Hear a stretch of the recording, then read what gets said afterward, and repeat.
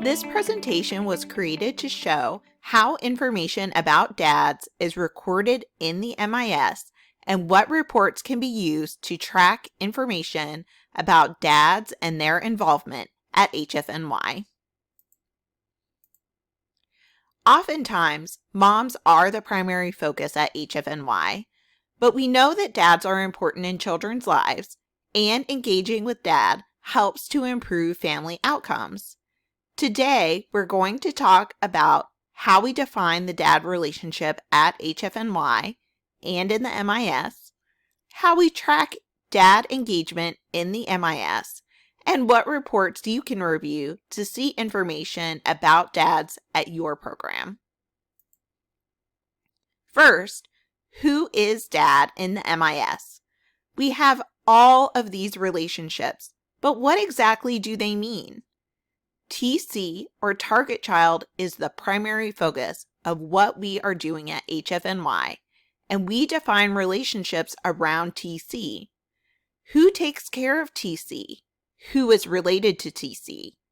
This may be different for other children in the home, and you may provide referrals or guidance for other children, but the focus is on TC. PC1 is the primary caregiver. It is almost always mom who is identified as the primary caregiver. It could be dad or another family member, but at least 95% of the time, it is mom. The OBP, or other biological parent, must have a biological relationship with the child. Since PC1 is almost always mom, OBP is almost always dad. It could be that dad is PC1 and mom is OBP, but this is a rare occurrence. The PC2 is a second primary caregiver. This is someone else who is closely involved with raising TC, but is typically not dad, unless dad is not biologically related to the TC. For our purposes of defining dad today, we are focusing on the OBP. First, where do we enter information about OBP into the MIS? There are quite a few places where information may be recorded about OBP, including the screen form, the frog assessment, the home visit log, the Cheers check-in form, the service referral form, and the follow-up form. The very first piece of information you encounter about OBP is on the screen form. Does OBP live with the expectant or new parent? Although it is possible that the information is incorrect, it gives you a first indication regarding the presence of OBP in PC1 and TC's lives. The next place where information about OBP might be recorded is during the frog assessment. First, who was present at the frog assessment? Was OBP present? Next, is there a score recorded for parent 2? The second parent score is not clearly defined as PC2 or OBP. It is just indicated as parent 2 on the frog.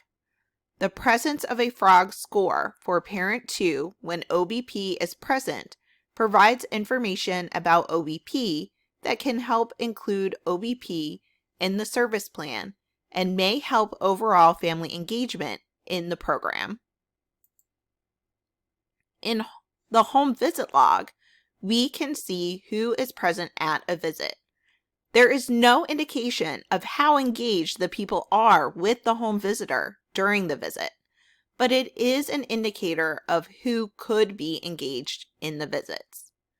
We might also see if dad is being engaged with curriculum that is focused on being a dad. Dad-focused curricula is certainly not a requirement, and dads may be engaged around activities that are not specifically dad-focused, but seeing dad curricula being used is an indication that the home visitor is trying to especially engage dad in the home visit. There may be information about dads recorded for the Cheers check-in. PC1 is almost always the person observed during the Cheers check-in, but OBP can be observed as well. Dads may also receive service referrals. Although most referrals are for TC and PC1 concerns, any other family member may receive a referral, including OBP. The follow-up form gives an opportunity to give an updated picture of the family. The OBP tab asks if OBP is living in the household, marital status, and updates on employment and education. The Family tab asks about involvement of OBP. If OBP or PC2 was not entered at intake, it is possible to add them on the basic information form later. You cannot change the OBP's name after one has been entered into the MIS. We have talked about all of the individual pieces of information about dads in the MIS, but how do you know how your program is doing with dads overall? As always, we look to the reports in the MIS. There are 2 reports in particular that are in the MIS where you can review information about dads for your program. The first is the OBP information report, and the second is the summary of home visit log activities. The OBP information report has 3 components. Each component gets its own page. Basically, it's like 3 reports, all packaged together, run simultaneously. Documentation provides information about the presence of dad in the family. Engagement lets us know if dads are receiving services and if that differs by whether dad resides in or out of the home. And finally, demographics tells us details about who these dads are. You can easily find the OBP information report by typing father into the search bar. Default period for this report is the past quarter, but it can be adjusted. In some cases, reviewing OBP information for the past year might be more useful for your program. All 3 pages of the report have the same header, which defines the cohort. For this report, the cohort is active cases, which are cases that started before the end of the period and did not end before the beginning. How the cohort is defined is also recorded in the report. Then, of these active cases, and how many is dad PC1? Generally, this will be quite small, but it might be useful for you to be able to see this count. In how many is dad OBP? And in how many are we not sure? That means that no relationship is selected. The rest of the report only uses dads as OBPs or relationship unknown. For documentation, we are looking at whether an answer was recorded versus left blank. Not about whether the answer was yes or no, just whether it was answered at all. This is the documentation part of the report, and it has 3 subsections. The first subsection is screens in period. Out of the total number of screens, how often was OBP in home documented versus left blank? How often was PC1's marital status documented versus left blank? The second section, assessments in period, shows how often was OBP in home documented and how often was there an assessment score for OBP. The third section, intakes in period, shows data recorded on the baseline information form. How often is OBP in home documented? How often is OBP involvement documented? This could be financial, emotional, both financial and emotional, not at all, other, or deceased. How often is OBP information available? And how often is information about OBP considered to be inappropriate missing? This happens when OBP is reported to be involved, but information about OBP is not available. The engagement report section is split by whether dad resides with PC1 as of intake or the last follow-up. It is likely that resident and non-resident dads are going to be involved differently in the program and home visiting activities, so this allows you to see that difference. The OBP's present at section records the percent of families where OBP is present. It shows if OBP has been present at any prenatal or postnatal home visits in the time period, whether OBP was present at discharge or graduations in the period, and finally, for families with 10 or more home visits in the period, how often was OBP recorded as being present at 10 or more visits.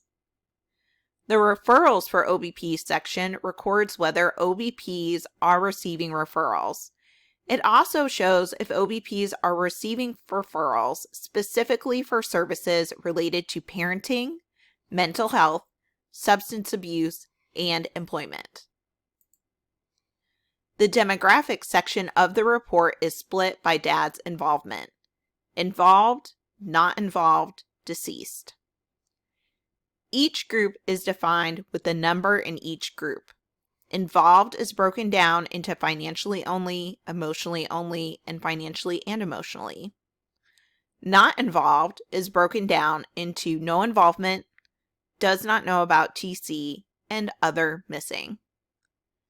Deceased is its own category. The other missing category for the not involved grouping is important to monitor to see how often information about dad or OBP is incomplete. The rest of the report will show OBP's demographics split by whether OBP is involved. Demographics include dad's residence, age at TC's birth, race and ethnicity. Unknown will always be last. The unknown missing category means that unknown was selected or it was left missing. Let's look at residence. As of this report, if involved, OBP was most likely to be resident. 22% of involved dads have an unknown resident status. 32% of involved dads are unknown age. 41% of involved dads are unknown or missing race. 27% are unknown or missing ethnicity. So they're involved with TC, mostly both financially and emotionally, but we don't know anything about them. Should we? We really don't expect to have complete information for 100% of cases. But this is likely one area that could be improved.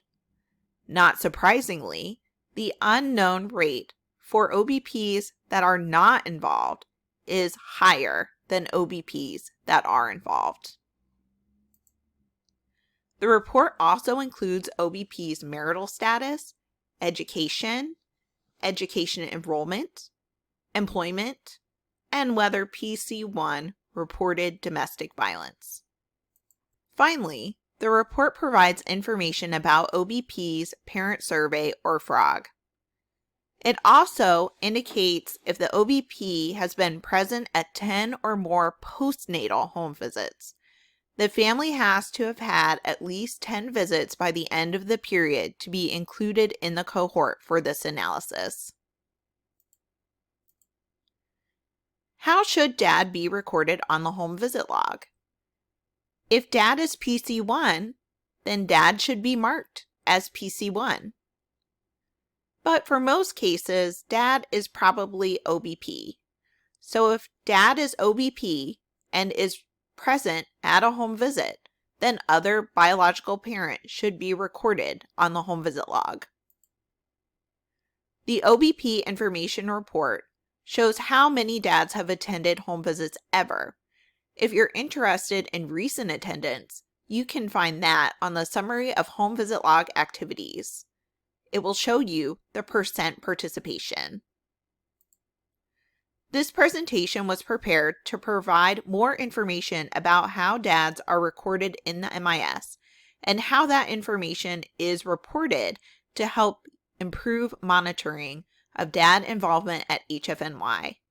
Please reach out to CHSR if you need additional support. Thank you.